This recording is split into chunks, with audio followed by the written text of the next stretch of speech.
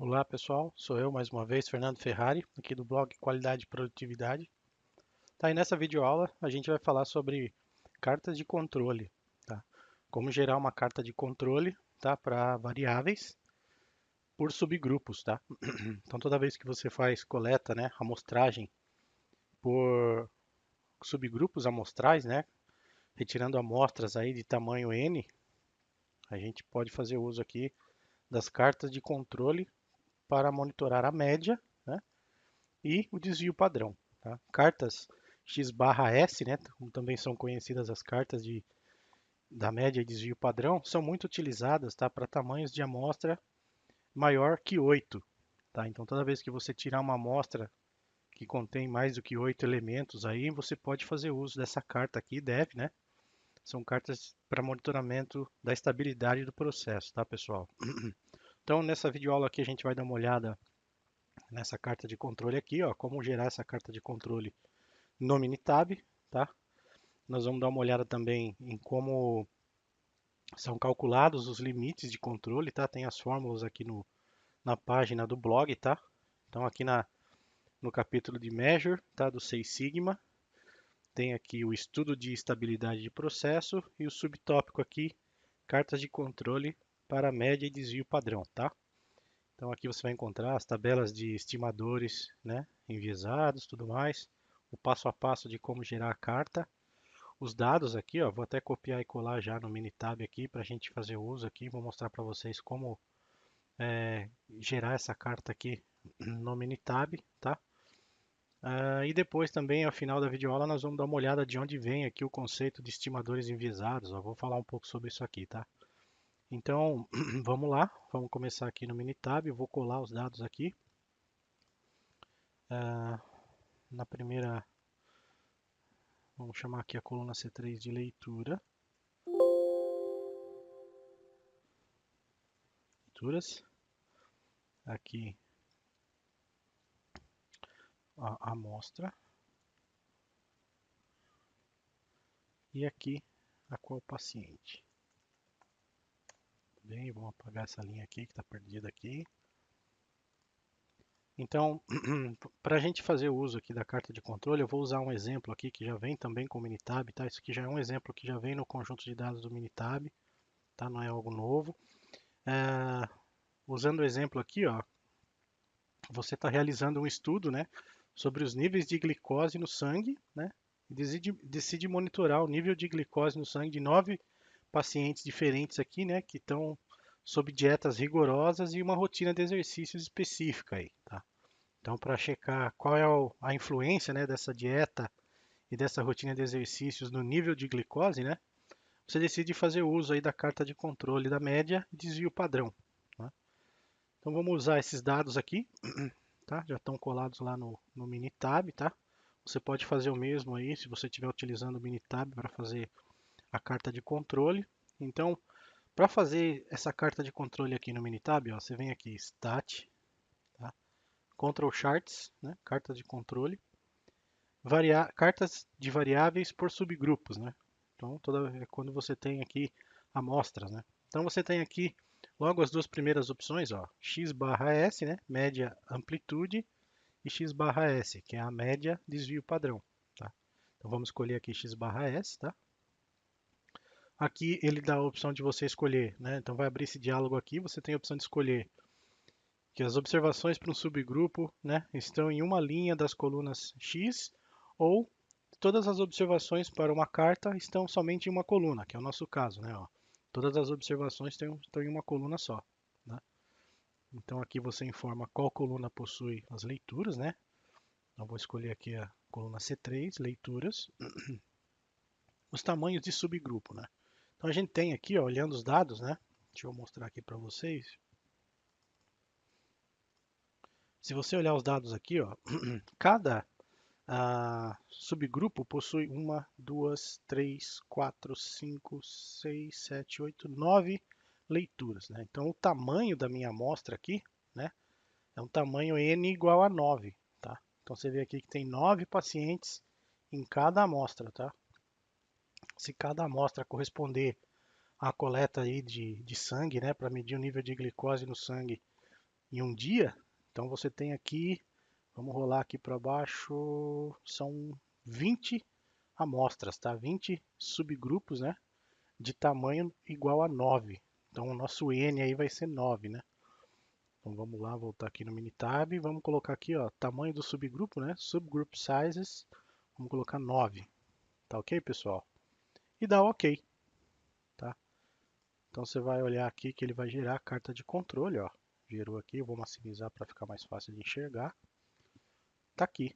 Então, nessa primeira parte aqui, ó, da carta de controle, ele fez aqui o estudo, né, da variação da média do subgrupo em relação à média geral do estudo, né? Então aqui, ó, na frente, ó, tem aqui x duas barras, né, que é a média das médias. Então está falando aqui que a média geral é 101,03. O que é essa média das médias aqui? X duas barras, né? Você vê que tem duas barrinhas aqui em cima do x. Isso significa que é a média das médias. Tá? Então cada pontinho desse aqui, ó, tá vendo? Símbolo amostra 1, né? Sample igual a 1. Sample min 92,11. Quer dizer que a primeira amostra, né, das 9 leituras que eu fiz tem uma média de 92,11, né, de nível de glicose no sangue. A segunda amostra, ó, sample igual a 2, tem uma média de 90,67. E assim sucessivamente, tá? Até a 20ª amostra aqui, que tem uma média de 109,89. Se eu tirar a média de todas essas médias aqui, ó, vai me dar uma média das médias aqui de 101,03. Tudo bem? E eu tenho aqui também, ó, duas linhas vermelhas, né, que é o limite superior de controle, né, igual a 131,2, e o limite inferior de controle, que é igual a 70,86. Tá? Nós já vamos dar uma olhada em como ele calculou esses limites aqui. Então, se você vir aqui na página do site, tem aqui os limites de controle, né? O limite de controle inferior para a média, né? Então ele é a média menos uma variável k, né? Geralmente igual a 3, que multiplica o valor do desvio padrão dividido pela raiz do número de elementos da minha amostra, tá? Então é a média menos k, que é igual a 3. Por que 3? Porque eu estou usando 3 desvios padrão como referência aí da distância da linha central, tá? Então é média menos 3, que multiplica o valor do desvio padrão, obtido aí também das amostras, tá? Sobre a raiz de n. Tá? Então essa é a fórmula para calcular o limite inferior de controle. O limite superior de controle, né? É a mesma fórmula, só que o sinal inverte, é o sinal de mais aqui, ó. Então eu vou somar a média, né? Mais k, que é igual a 3, que multiplica o desvio padrão sobre a raiz de n. Tá? Então esses limites de controle aqui, que estão aqui no Minitab, ó, eles foram calculados utilizando essa fórmula aí, tá? Então aqui você tem um gráfico mostrando a evolução da média, né, ao longo dos dias aí, né, para os 9 pacientes aí, né? Tudo bem? E aqui embaixo, ó, nessa parte inferior aqui da carta, a gente tem um monitoramento, né, de qual foi o desvio padrão em cada uma dessas amostras. Tá? Então, para a amostra número 1, né, o desvio padrão lá das 9 leituras foi 24,35, em seguida foi 26,72, né, e assim sucessivamente até a 20ª amostra aqui, que tem o valor de 27,78. Tá? A média, né, do desvio padrão médio, né, que ele está falando aqui, ó, S barra, né, é 29,24. E também calculou aqui os limites de controle, né, são os limites dentro dos quais se espera que a amostra varie aleatoriamente aqui, né, os valores de desvio padrão médio variam aleatoriamente, tá? Então, aqui o limite inferior de controle é 6,99 e o limite superior de controle 51,49, tá? Então também foram calculados, tá? Se você consultar o blog aqui, ó, também tem aqui as fórmulas que foram utilizadas, né? Então a gente tem aqui para a linha central, né? A fórmula é C4, que multiplica o valor de n, que é o número de elementos dentro da minha amostra, vezes o desvio padrão, tá? Então esse C4 aqui, ó, é um valor tabelado, tá? A gente encontra aí em livros de estatística, websites relacionados a controle estatístico de processos. Isso aqui é uma constante, né, de correção para estimadores enviesados, tá? Eu vou falar sobre isso no final do vídeo, o que que é um estimador enviesado. Tá? A gente está utilizando aqui uma amostra, né, para calcular a nossa carta de controle, estamos fazendo coleta de dados amostrais. A gente não tem o valor de parâmetro da população, então nós temos que estimar qual é o desvio padrão e qual é a média, né? E como nós estamos estimando, né, estamos utilizando estimadores aqui que na verdade são enviesados e a gente precisa corrigir eles. A gente corrige eles multiplicando aqui o valor de C4, né, pelo número de amostras, pelo número de leituras, multiplicado pelo desvio padrão. Tá? O limite de controle inferior, né, é calculado dessa forma aqui. Ó. Isso aqui representa o desvio padrão médio, né? Então é o desvio padrão médio menos K, que é igual a 3, né? A gente já viu que K é o valor de 3 desvios padrão, que multiplica C5, que é outro fator de correção, que multiplica N, que é o número de elementos da minha amostra, que multiplica sigma, tá? Então, esse é o valor calculado aqui do limite de controle inferior. Para o limite de controle superior, é exatamente a mesma fórmula, invertendo o sinal aqui de mais agora, né? Então, eu tenho C4N sigma mais K, que é igual a 3, multiplicando C5 vezes N vezes sigma, tá? Onde C4 e C5 são os fatores de correção, né, para estimadores aí enviesados, né? Eu deixei aqui no blog também, ó, uma tabela que você pode consultar esses valores, caso você queira calcular manualmente, né, esses valores aí, ó. Então aqui tem o valor de C4, C5, tá? Você pode utilizar esses valores aí para fazer as contas manualmente, tá? Até n igual a 25, até amostras de tamanho igual a 25 elementos em cada amostra, aí, tudo bem? Então, dessas contas aqui, né, dessas fórmulas aqui, para a carta de média e desvio padrão, é que são calculados esses valores aqui, ó, tá? Essas contas são complicadas de serem atualizadas manualmente, serem feitas todas as vezes que você faz a carta. Então, o que acaba acontecendo é que nesses casos aqui são utilizados computadores, né, sistemas eletrônicos para monitoramento dos valores, conseguem monitorar. Por exemplo, em aplicações industriais, você tem lá computadores e sensores realizando essas medições aqui e atualizando essa carta aqui em tempo real, né, para que as pessoas não precisem ficar anotando esses valores manualmente aqui, tudo bem? Então isso aqui é a carta de X/S, né? Ó, que o médico pode acompanhar a evolução do nível de glicose, né? Quanta variação tem. Você nota aqui que tem uma amostra com um desvio padrão relativamente próximo aqui do limite de controle, né? Ó. Então nesse dia aqui, nessa amostra número 10 aqui, a variação foi relativamente comparada com as demais aqui um pouco maior, né?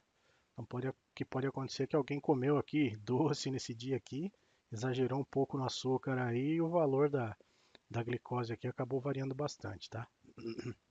Mas aparentemente está tudo sob controle, né? Mantém aqui uma estabilidade em torno da média, né? O desvio padrão também parece sob controle, né? Exceto nesse ponto aqui. Então é para isso que essas cartas aqui servem, tá, pessoal? Espero que tenha sido útil aí como realizar aqui o estudo de cartas de controle, né? Mais uma vez, né, só para repetir aqui, essas cartas de controle X/S, né? Média, desvio padrão, né, são cartas utilizadas para tamanhos de amostra maior do que 8, tá? Então, quando você tem mais do que 8 elementos dentro da amostra aí, você pode fazer uso desse tipo de carta aqui. Tudo bem? Eu estava comentando aqui então sobre os estimadores enviesados, né? Esses fatores de correção aqui, da onde eles surgem, né? Eu vou tentar explicar aqui para vocês agora, de uma maneira um pouco mais detalhada, de onde, né? Qual é a conta que é feita para chegar nesse valor aqui de correção, tá? Então vamos lá, eu preparei aqui uma sequência de slides, ó. Então vamos falar um pouco aqui sobre variação, né? Essa aqui é a fórmula da variância, tá? Se você consultar aí os livros de estatística, tudo mais, quando você vai fazer a amostragem, né? Toda vez que você vai fazer a coleta de uma amostra, né? Você está estimando, né? Na verdade, o valor real da população, né? A população tem o que a gente chama de parâmetros, né? As estatísticas de uma população são parâmetros, né? Então A média de uma população é um parâmetro, né? A variância de uma população é um parâmetro. Quando você retira uma amostra dessa população, devido ao fato de que você não sabe qual é o valor real da média, né, e da variação, da variância, você na verdade está estimando o valor real, né? Então você vai fazer uso dessa fórmula aqui para calcular a variância. Tá? A fórmula da variância é a soma das diferenças das leituras menos a média elevado ao quadrado. Tá? Tudo isso dividido por n menos 1. Tá? Acontece que esse denominador aqui, ó, n menos 1, a gente divide ele por n menos 1 porque ele já é uma correção para estimadores enviesados, tá? Chamada de correção de Bessel. Tá? Então, quando você faz uso dessa fórmula aqui, você já está corrigindo a boa parte do viés existente nessa amostra, né? O que é esse viés? Né? O que que eu estou falando aqui de viés? O que que é o viés? Para você saber o que é o viés, você precisa calcular manualmente aqui a variância de uma população, né? Então eu tenho aqui um exemplo, ó, né? Vamos supor que a média de uma população, né, seja na verdade 150. Tá? Então o valor real da média de uma população é 150. Tá? Mas o pesquisador não sabe disso. Né? Ele chegou lá para pesquisar qual é o. Vamos supor que isso aqui seja o peso de alguma peça, né? Ele chegou lá numa fábrica, num processo, está medindo a peça lá e ele quer saber qual é a média daquela população. Né? Como ele não sabe que é 150, ele vai ter que estimar, né? Vai ter que coletar uma amostra e estimar a média da população. Então, o que ele fez foi ir lá, processo, pegou lá 5 elementos, né? Vamos supor aqui que sejam produtos, vai, pegou 5 produtos lá e fez a medição. Né? Então, ele achou o valor de 140, 155, 160, 149, 153. O que ele fez foi somar esses 5 valores aqui e dividir por 5. Né? E então ele encontrou uma média da amostra dele aqui, ó, né? E para ele, né, a média é igual a 151,4. Se vocês calcularem a média desses valores aqui, né, a média amostral, o valor que você vai encontrar é 151,4. Né? A gente aqui que estamos de fora aqui do problema, a gente sabe que é 150. Mas para ele lá, para o pesquisador, ele não sabe disso. Ele foi lá, tirou uma amostra, né, e achou lá um valor de 151,4. Para ele, né, para esse pesquisador, o valor real da média é esse aqui, 151,4. Então o que eu fiz foi criar uma tabela aqui, ó, para calcular a variância, né, dessa população, utilizando a média da amostra, que é essa coluna aqui que eu estou selecionando agora, tá? E o cálculo utilizando a média real, tá?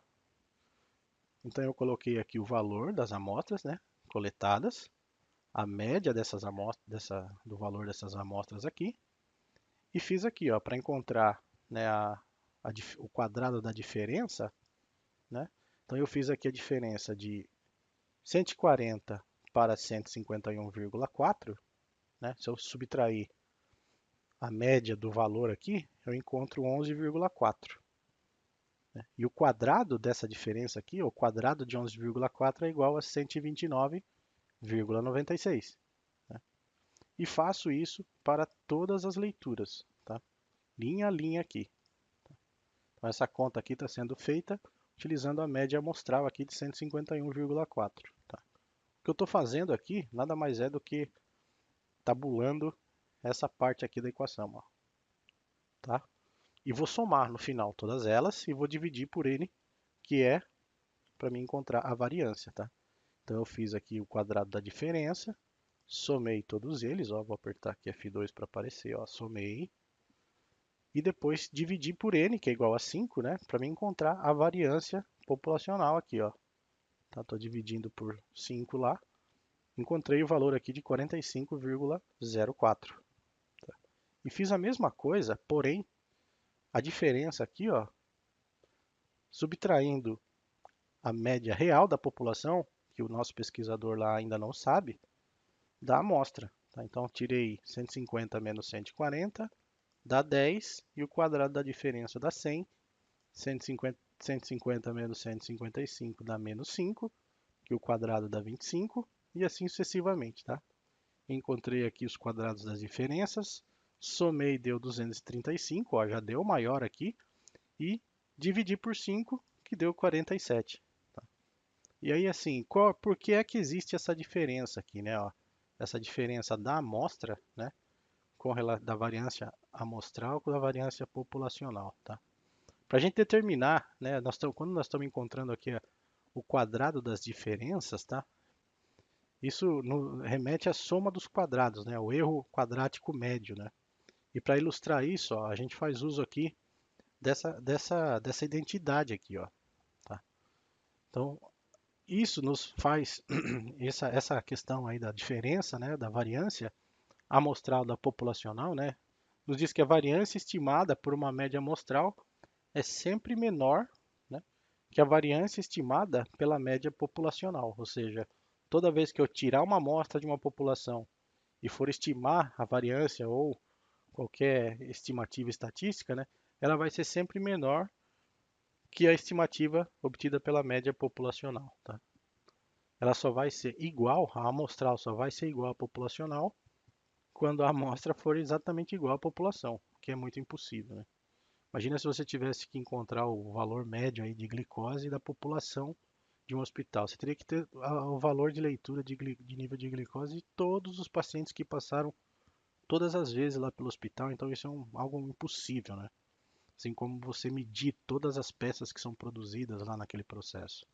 Então, o que acaba fazendo é tirar amostras, né, esporadicamente e estimar, né, o valor de um parâmetro dessa população. Né? São estimativas. Né? Então, utilizando essa identidade aqui, ó, né, vou mostrar aqui para vocês como o erro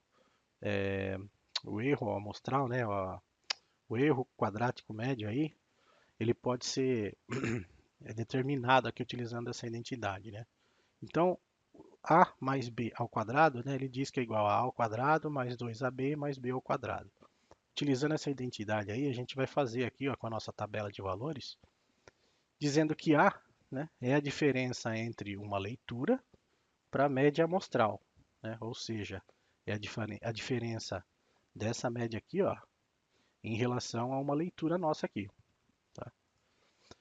E o valor de b, né, vai ser a diferença da média amostral para a média populacional. Né? Eu somando os dois, elevando ao quadrado, né, eu vou ter praticamente, né, essa parte aqui, ó. Tá? Aqui a única diferença é que eu estou somando lá, né, mas a identidade é igual se você subtrair. Então eu vou resolver tudo isso aqui para todas as leituras aqui do meu, da minha amostra, tá? Então eu tenho que A, né, que é a diferença da leitura aqui para a média amostral, então eu tenho aqui a diferença de leitura, né, menos a média amostral ao quadrado, né, que é o valor de A ao quadrado aqui, ó, né, mais duas vezes A vezes B, sendo A igual a 140 menos 151,4 e B sendo a diferença entre as médias, né, a média amostral e a média populacional, né, mais a média populacional ao quadrado, né, que é a diferença entre a média amostral e a média populacional ao quadrado, né? Sendo B a diferença entre as médias aí, né? Então eu resolvo isso para todos os valores aqui, ó, da minha amostra, tá? Vou resolver aqui, então essa parte aqui, ó, do termo aqui corresponde ao quadrado, esse conjunto de valores aqui corresponde a 2 vezes A vezes B, e esse conjunto aqui, ó, corresponde a B ao quadrado, tá? Para ficar mais fácil de enxergar isso aqui, eu resolvi aqui no Excel, ó, tabelei aqui os valores, tá? De cada uma daquelas etapas lá. Note que o termo 2 vezes A vezes B, a somatória dele é zero, tá? Então, quando eu uso a média amostral para estimar, né, o valor da variância amostral, eu tenho um erro de zero. Assim como eu vou ter um erro de zero se eu for estimar a variância populacional utilizando a média populacional. Como eu não sei nem a média populacional, né, é desconhecido para o pesquisador, eu preciso somar esse erro aqui, ó, tá? Então, a média amostral, né, a variância amostral, né, em relação às leituras, possui um erro residual aqui, ó, de 225,2, né, comparado com a populacional, que é de 9,8, tá? Se eu fizer a soma de tudo isso aqui, ó, né, esse erro aqui mais esse erro aqui, ó, né, é o erro total do meu estudo. Então eu tenho 235, ó, tá aqui somado já, ó. Deixa eu apertar F2 aqui, é a soma, ó, tá vendo? Então estou somando já. O erro total é 235. Porém, né, a variância aqui, ó, as diferenças aqui, o quadrado das diferenças da minha média amostral, ela é sempre, o erro vai ser sempre a maior do que o erro que eu obtenho quando eu utilizo a média populacional. Tá? E a soma de tudo isso aqui é 235. Essa soma aqui, ó, vai ser sempre maior do que a soma aqui dos erros utilizando a média amostral. Tá? Então é por isso que a gente usa esses fatores de correção. Tá? Uma vez determinado, né, aceito que existe esse erro aqui, né, foi aceito, né, pelos matemáticos aí, pessoal que faz essas contas aqui, aceitaram que essa estatística amostral aqui é um estimador enviesado, né, eles partiram para utilizar esses fatores de correção aqui, C4 e C5, né, que a gente viu lá na tabela. Né. Então eles encontraram que o valor aqui de C4, né, para corrigir esse valor, para um tamanho amostral n, né, é igual a raiz, né, quadrada de 2 sobre n menos 1, n menos 1 de novo aqui, ó, é o fator de correção de Bessel, né, que multiplica a razão entre a função gama de n sobre 2 e a função gama de n menos 1 sobre 2. Tá? Então esse é o valor aqui, para você encontrar o valor de C4, você só precisa aqui do valor de n, né, e calcular o valor da função gama aqui de n sobre 2 sobre a função gama de n menos 1 sobre 2. Tá? A função gama nada mais é do que o valor de n menos 1 fatorial. Então, à medida que o seu tamanho de n aumenta, também aumenta, né, fatorialmente, aí, exponencialmente, o valor da função gama. Tá? Vocês podem consultar depois o que é a função gama. Né? E o valor de C5, ó, que é utilizado nos limites de controle, superior e inferior, é a raiz quadrada de 1 menos o valor de C4 ao quadrado, tá? Para um tamanho n de amostra aqui, tá bom? Então é dessa conta aqui, né, que são retirados esses valores aí, C4 e C5, para as cartas de controle, tá? É por esse fato aqui, por esse erro que é obtido aqui quando você usa estimadores estatísticos para estimar os valores da população, tá, pessoal?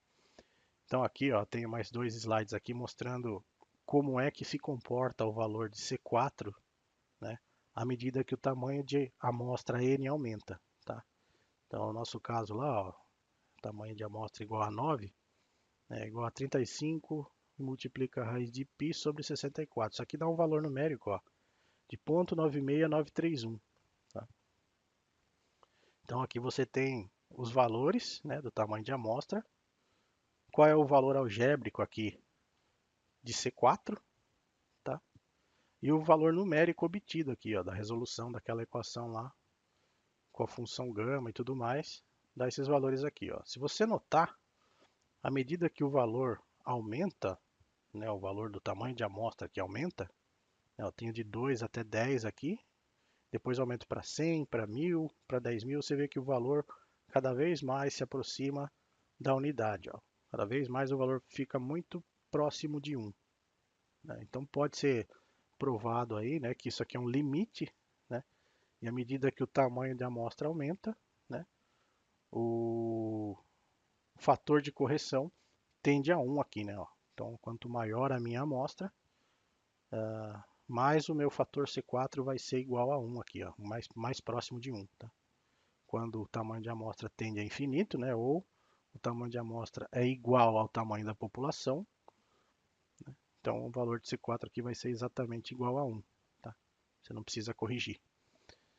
Então é oriundo dessa fórmula aí, desse problema com esse erro, né, com estimadores enviesados, né? É sabido que a variância e o desvio padrão são estimadores enviesados. Então, eles criaram esse fator de correção aqui, C4 e C5, para corrigir justamente esse problema aí, tá? E é por isso que eles são utilizados aí nas cartas de controle. Tudo bem, pessoal? Então, espero que vocês tenham gostado do vídeo aí. Façam um bom uso aí da carta de controle, né, de média e desvio padrão. E até a próxima videoaula. Até mais.